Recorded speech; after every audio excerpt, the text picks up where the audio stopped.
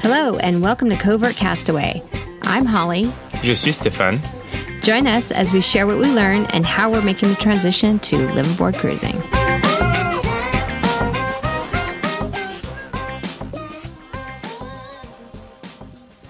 All right, beautiful day here in finicky Turkey. We have the Côte d'Azur of Turkey. I know, it's beautiful.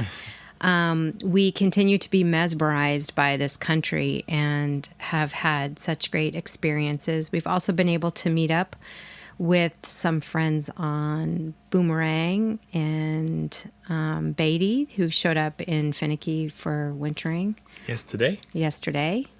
And some other friends on Sea Odyssey as well. We met up with them earlier in Cache. Yeah. And then they're going to come back here in winter. But we'll be gone. We'll be gone, yeah. So lots to catch up on today, and wanted to also talk about how our process went to get temporary residency for 1 year in Turkey, and why we're doing it and what we've learned along the way. So I think first, to just kind of catch everybody up, we went on a road trip, and you have to stay through to the end of this podcast for a little teaser for an upcoming episode we're going to be doing. But we took a road trip. We went to Antalya, which is this cute little town a couple hours away. We got a ride. We stayed a couple days there. And then we went to... So it's just for people, I mean, you can check online, but Antalya is 2 hours away east from Finicky. Right, farther east. And we wanted to kind of check that out. But also, that's where the airport was, to hop over to Istanbul. And we stayed 3 days in Istanbul. Do you want to say something about Antalya? Yeah, I'm going to in a minute. I'm just kind of doing the overview. And we got a tour guide and toured around. And then we took a little road trip, which we'll talk about in the next episode. So Antalya is this cute little town, has an old town. So you kind of, when we were getting a ride to there, we were driving through, we're like, oh boy, this is just like a big city, lots of tourists, super busy.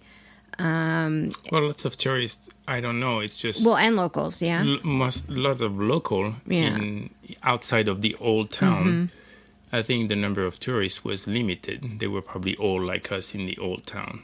Or people from Turkey visiting, because it's kind of a destination, yeah. The point being, like, if you go in the old town, it's like suddenly it's relaxing. Yeah, so we drove through this little gate, which was amazing. You kind of go through this gate, and the taxi was driving like through these tiny little roads. We're like, are we supposed to be on these roads? And so then we got to our hotel, which was also really, really great. And it was like this little oasis. They had this little outdoor area. Breakfast was amazing. She cooked everything herself. We told them we were vegan, vegetarian, and they had something special prepared. It was super cute. And we kind of marched around. They have a old town with some ruins, which seems like every town in Turkey has that. They just kind of pop up out of nowhere. And then... some restaurants. Yeah, tons of restaurants. Funny, there's some like Irish... yeah, a lot of restaurants. Irish and German, right? Like, that's what we noticed. And obviously Turkish and so kind of, I mean, cool vibe. Yeah. It's just at night it gets really lively. Like all the people come out. People come in, to the old town and then the bars, the restaurants, the lights, everything is cool. And it's lots still of like shops. a resorty kind of little bit of a old town plus resorty vibe. They have a couple beach resorts, and so anyway, it was cool. We wanted to go there and check that out, and then we flew to Istanbul, which was really awesome.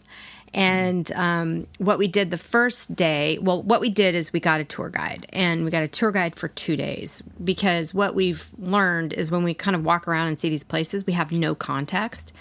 And so we thought it was useful to get a tour guide. We actually went through Rick Steves, because I follow his videos, and got a certified tour guide, and she knew everything about everything, or any question we asked. And she marched us around for 2 days. But the first day when we got there, I have a map in front of me so that I want to refer to exactly where we went. We visited Topkapi Palace. Stefan wanted to see the harem. And there weren't that many people there. I didn't feel like it wasn't overly crowded. Well, you have to buy a special ticket for the private. The harem piece of it. Yeah. Which is, harem doesn't really mean like where all the girls hang out. Yeah. You know, they hang out there, yes, but that's where the residence is. Like, that's where I know. Now, historically, they say that's where the family with the girls from the harem, like, I forgot, 300, 500, I forgot. Yes, it was a lot. So I think less people were in that area when we got out of it. I think there were more people, but it was open space. And then... And we stayed right across the street from the Blue Mosque, which we were kind of excited to see, but it was closed for renovation, so that was a bummer. And then the next day... next to the Blue Mosque, I mean, the streets are pretty cool. You have a little bazaar that is outdoor, and then and at night the lights are like really cool. The fountains, the people there. Yeah. So between the Blue Mosque and Topkapi Palace is the Hagia Sophia Church. It used to be a church and it turned into a mosque at some point, and they have like this fountains and lights and okay, this is not going to come out right, but it reminded me of like Central Disney. Like this whole, they have like a fountain in the middle and all of these cute little white picket fence things with like all these little plants and topiaries and little ponds but like on a way grander scale. So anyway, it was really cool when it lights up outside. It's amazing. Okay, so the next day we went to Hagia Sophia, which, oh my God, I mean, that blew my mind. I walked in and my jaw dropped. What about you? Like, yeah, it was incredible. Just the scale, I think. And it's you come in and you're like, oh, okay, and then you turn like 90 degrees and you're like, ooh. Right. That was pretty amazing.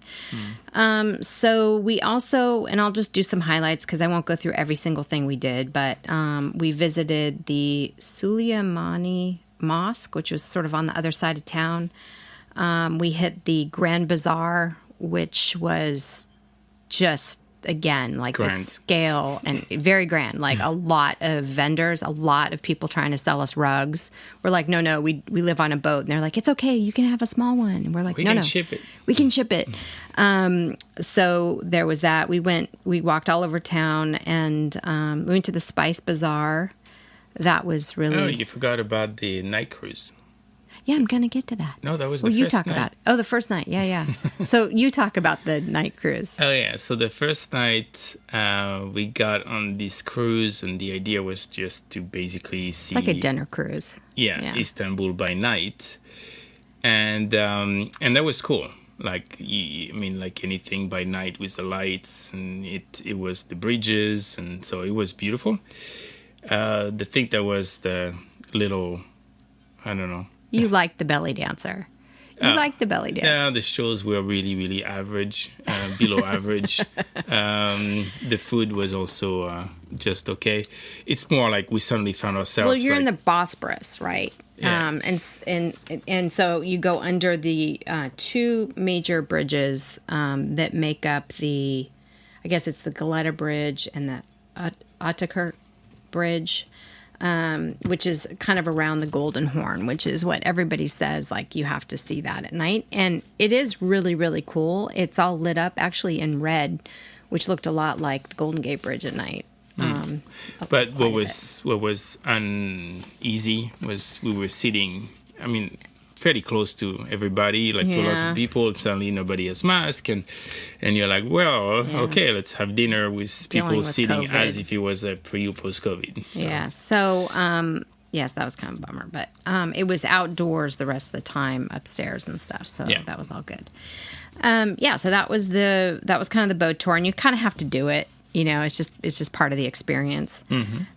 So the Spice Bazaar was also really cool. Lots of, everything you see in videos and pictures. It's like, it blows your mind, the scale of it, I guess, is this big surprise. And then the second day we went over to the Asia side. Well, you're skipping things. I know, because I want to get to the residency part, which is why people are listening. Hammam. Well, that was the first day, right? Well, the second day, really. Yeah, so our tour guide said you have to go to a traditional hammam. So she showed us where it was. It looked like a hole in the wall. Yeah. There was nothing special. It was just like this little sign above a doorway. Yeah, she said that's where she goes with her girlfriends. And we're like, seriously? It looks like nothing. And we wanted to do something like this, but we were like, during COVID times, probably not a good idea. And then we don't know which hammam and stuff. So when she said, this is where go to this one. Yeah. So we said, okay, we went there at the end of the day after walking 20,000+ steps. Mm-hmm. And so that was like a crazy experience. You have to Google. I've seen their YouTube hammam, videos. Yeah, just type hammam, whatever. It felt like we were in a car wash. Yes, that's what it felt very like. Much. Get a car wash, and also you're like in a wrestling arena wrestling match. Yeah, where you basically get wrestled. Sort of, yeah. Anyway, so check out those videos. I definitely would recommend it. Other people's videos of going to the hammam, although they probably not taking videos of the inside. No, I've seen videos somebody was doing a documentary, and I've seen the same thing that we went through. But what was cool is it was totally traditional. Yes. The inside had all of the beautiful domes and vents and all the things to make it hot in there. It had a grand slab of marble which you lay on. Yeah, and the funny thing is you have no idea what each step is, and all these, because we'd never done it before. Yeah, and all these old guys over there, they don't speak a word of English except this. They're like, okay, shower. Okay, I'll go get shower. Sit. Yeah. And then I didn't have guys. You had guys. I had a woman. Because we were separate. Yeah. And then you're like this big marble piece, and you're sitting there, and it's you understand you have to lay down on the marble, and you're like, turn what? over. Yeah. Yeah. So it was definitely a different experience though than a Western massage. Yeah. Well, really then you have the option. You do the hammam only, and you can also go for an optional massage afterwards. And the massage was kind of interesting too. More like what I guess you're used to. But the hammam experience, it's kind of dangerous on a podcast to say that massage was interesting. No, it was just the standard massage. It was nothing different than I think anybody would get in a 30-minute massage, in the West. Maybe a little rougher. You think it was? Yeah, maybe a little more aggressive. Okay, so... But afterwards, I must say, because after a long day of walking, and I must say, I felt revived. We were tired. And we went in there, we're like, okay, we'll just go get this kind of done, and then we'll go back to our hotel room and sleep. That's what we thought was going to happen. And then suddenly it's we had the energy again, and we had a nice didn't dinner. feel tired. Yeah. And walked around some more. Yeah. So that was definitely something to do. Mm-hmm. Try it. Yeah, definitely. So then the next day she took us over to the Asia side of Istanbul. The new town. Then they call it the kind of new city. And we walked around there. We went to, there's all, Goleta Towers. There's all these kind of different consulates. More of a modern, I would say, shopping district. And very similar to European city, like the downtown with all the shops. I felt, to me, the old town was the best. By far, the new town, it was cool to get a vibe of what is big Turkish town with people working, living over there, and see another side of Istanbul. But the old town was definitely the highlight for me. Yeah, for sure. I mean, we visited this little town called Balak, which is kind of they're trying to regentrify it a little bit, make it a little artsy. There was some cool little coffee shops and tea shops, I would say, that were kind of cute. It had more of a hippie, artsy vibe, trying to go in that direction. There was still a lot. I think a lot's going to be done there. It's going to be really modern. Probably over the next 5-10 years, that's going to have already had a cool vibe. It's probably going to increase. Yeah. So that was just a quick overview. What else do you know? Tour guide's probably like, what? This Why is are all you retain from these 2 days of me talking? No, it was great. Too much to communicate, and just giving you guys an overview of what we did. Yeah, and the great thing about having a guide is just like, we skip on so many little things as you walk around and you're talking about the all the life history, in Turkey, the history, and so all the little spots that you will never find out. And I would definitely recommend Mina. She was our tour guide, and if anybody's interested or wants her contact information, just reach out to us on sailingowen. Yeah, she's awesome. At gmail.com. She's great, and definitely made the experience. Definitely, we were able to appreciate and absorb a lot more. Yeah. And it's amazing how much information she had in her head. Like, I'd say, well, what's this? And she had this whole historical background thing of this one thing I asked about, which was, it's really cool. Yeah. Yeah. It makes you realize like it's a lifetime learning thing to do this job. It's not like, hey, I'm going to be reading a book and be a tour guide. She was able to tell stories from other countries. Centuries and centuries and centuries of history. Related to Turkey and Istanbul and so where she had gone to. So it's pretty cool. Yeah. And it's pretty cool to just, this country in general just has so much history, like old ancient history, which we're excited to continue to learn about. All right. So why are we getting a residency? The number one reason is because no matter what, we want to be able to get back to our boat. We talked about this a little bit in Montenegro with COVID. If they lock down the country and stuff, we just definitely still want to get back onto the boat. Our plans are to go back to the U.S. for Christmas and, do some things there and then come back in April. So do you want to kind of give a summary of what the process was? Yeah, so first you need a 1-year contract with a marina in Turkey in order to request a temporary residency for 1 year. Or a rental contract on a condo or a house. Yeah, there might be other ways. There's At other least ways. if you're a cruiser, that's what it is. And just as a reminder, we're not planning, or we don't know for sure if we're going to stay like a full year in Turkey. But when we looked at the prices for the number of months we thought we would stay, I don't remember, maybe like 6 months, versus the price for that versus the price for the 1 year contract, including a haul out and including the option to be able to get the residency in order to ensure we come back in April in the country, then we went that route. So the residency, it was just more cost effective. And this, by the way, is with Sator Marinas. Sator has, I don't know, 10 marinas along the coast of 8 to 10, say. Marinas around Turkey, and you can stop at any of them. So your contract covers multiple marinas. Up to 1 month, up which to 30 is days. Yeah, which is nice.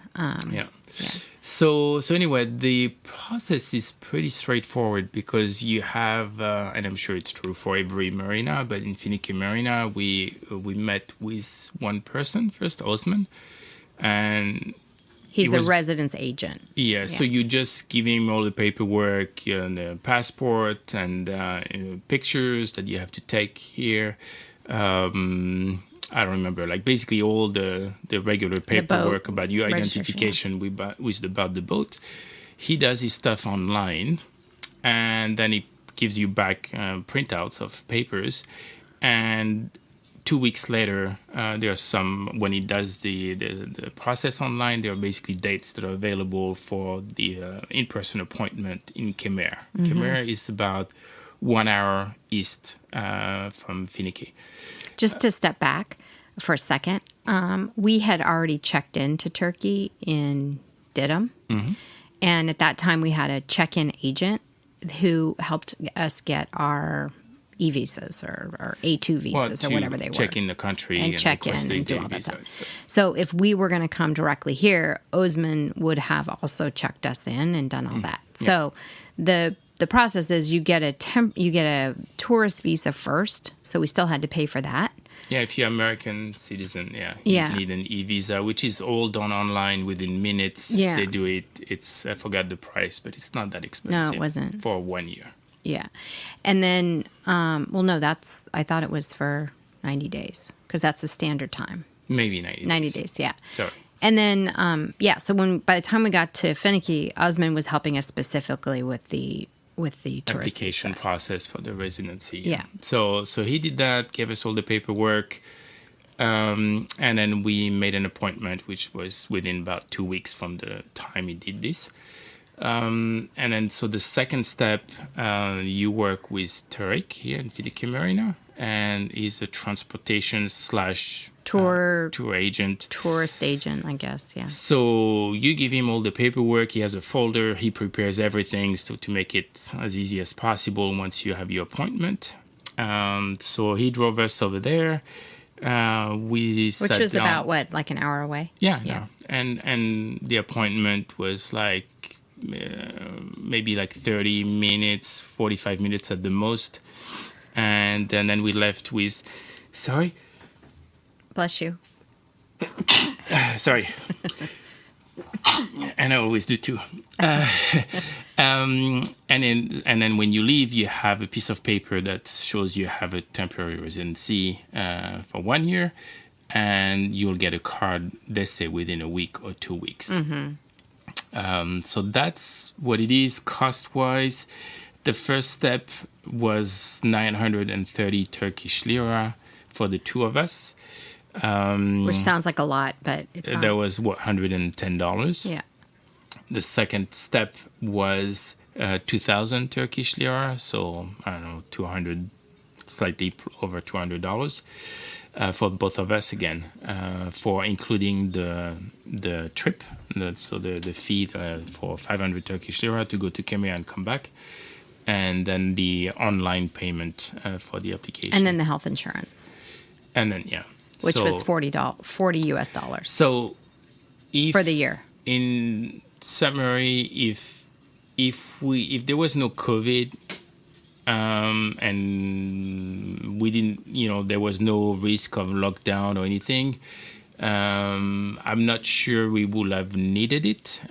We could have gotten like 90 days and then the residency, back, another 90 days. But it's kind of like we're looking at it as an insurance policy. Yeah. We know people that left their boat in Tangier in Morocco, and then it's been 2 years and they haven't been able to go back to it. There are many stories like this. So hopefully things are on the right trend. But it's a good insurance policy. Yeah, for us and our plans. We also know other people who have said that you can get a residency, temporary residency, like we are for 12 months, and then you can renew it for a couple years and then 5 years, and so you can extend it. Yeah. But also, if you have a temporary residency in Turkey through your marina contract, you can also apply from Turkey for a long stay visa without going back to your home country because you're now resident in Turkey. So that's also interesting for those people who maybe want to get a long stay visa from France or Spain or Portugal, but don't want to go back to the U.S. or don't want to go back to Australia or the UK incur to the do cost it. And everything. Right. So that was so that could be like that's a side benefit. Next year we don't know yet what we're going to do, go west and cross the Atlantic or stay another season here. So if we stay another season, I think the added benefit is the health insurance we have. Default health insurance really is not kind of offering you the same health insurance as local citizen here. But what we understood is after a year, then you can basically pay for the regular health insurance. The healthcare is so cheap. No, but it might be cheap. I'm just saying, we know people who've been here more than a year, they then subscribe to the health insurance that are offered to the people as regular citizens, and that's even like cheaper.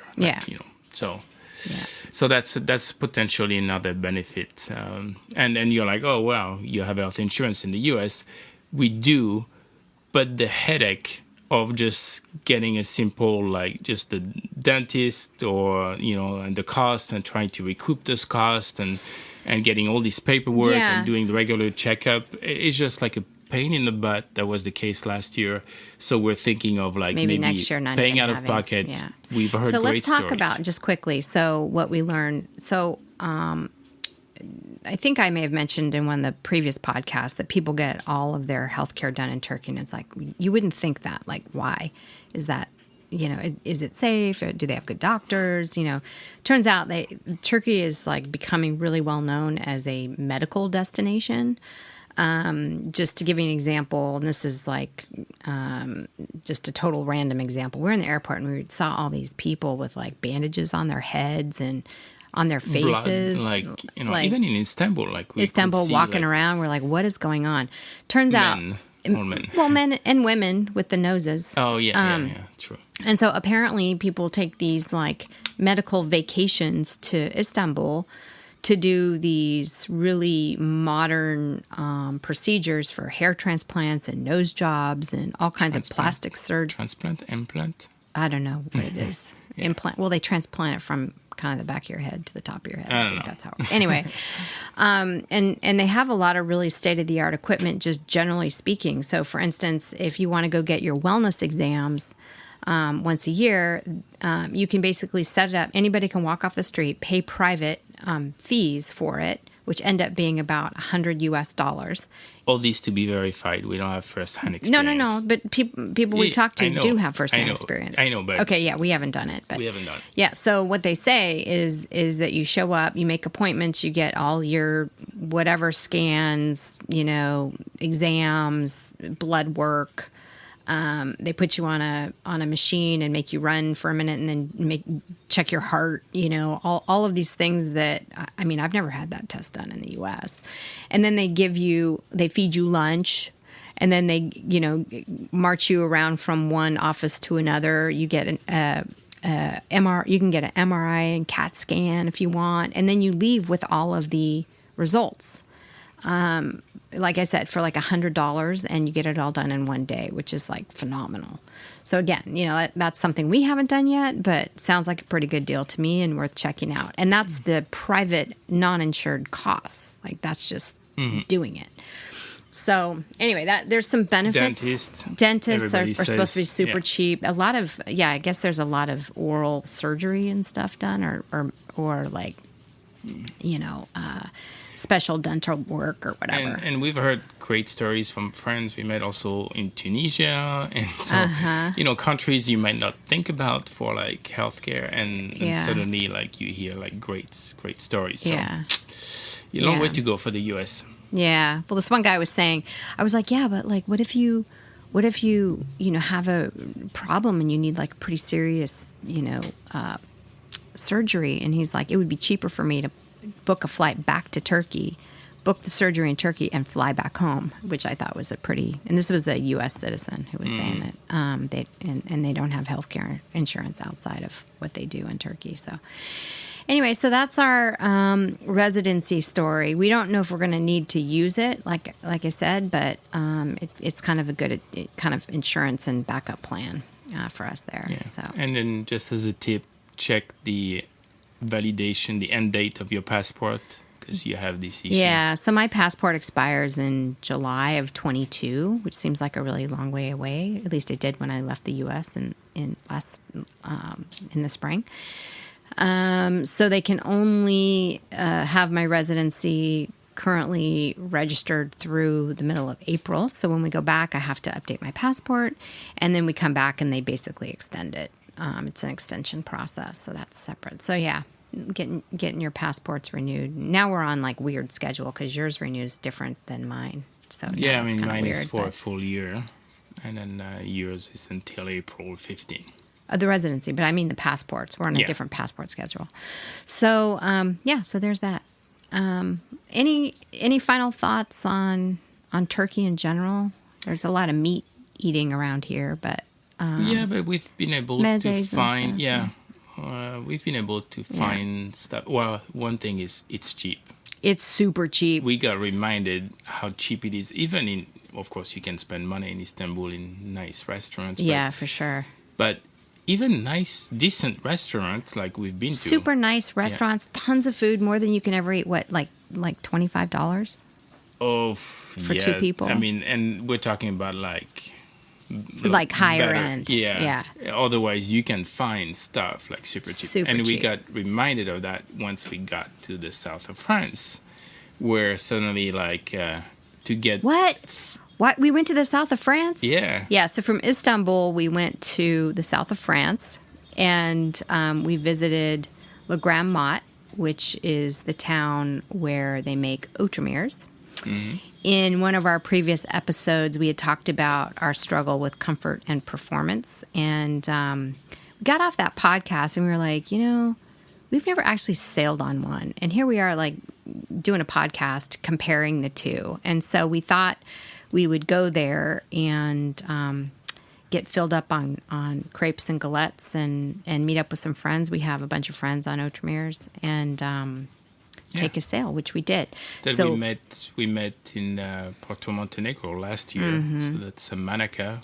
So I don't want to give it away because that's the next episode. We're going to talk all about that trip. And splendid seas. Yeah. Me and Charlie. And so that was cool to catch up with those people we hadn't met back in, because we didn't see them when we left this year in the spring. So it was cool to meet them like a year plus, almost a year later. Mm-hmm.